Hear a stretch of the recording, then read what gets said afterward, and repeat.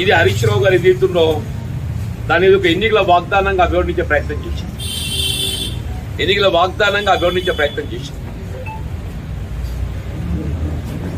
ఒక స్థాయిలో మీరు అమలు చేస్తే రాజీనామా చేస్తారు కూడా అన్నారు. నేను చెప్తున్నాను హరీష్ రావు గారికి,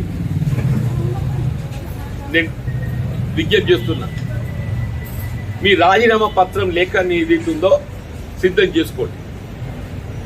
మీ రాజీనామా పత్రం ఏదైతే శాసనసభ సభ్యత్వానికి సిద్ధం చేసుకోండి.